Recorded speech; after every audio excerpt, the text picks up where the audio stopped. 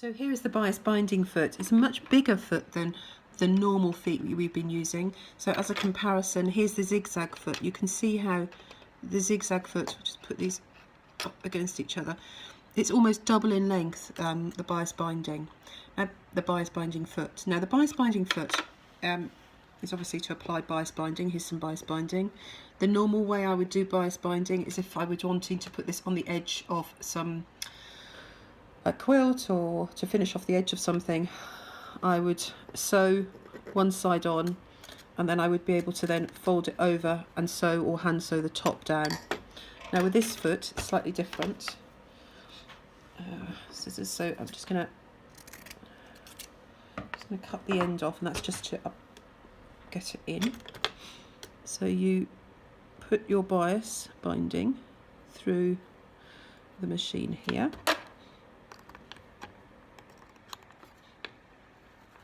Okay, and then as you are sewing, your bias binding is being attached. Can you see how you've got both sides and they're feeding through?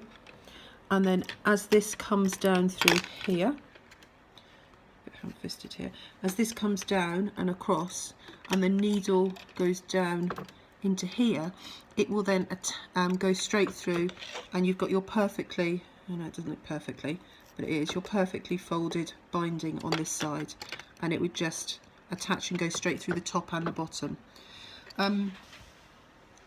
It's not something you need to have, but it can be a really useful quick way to put binding on. It takes a few attempts to get it right, but once you've got it right, it's a real breeze to use, and I do use this quite a lot, and I use it a lot with my children's classes to finish off edges.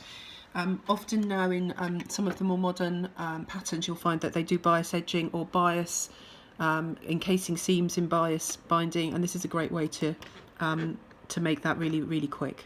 Okay.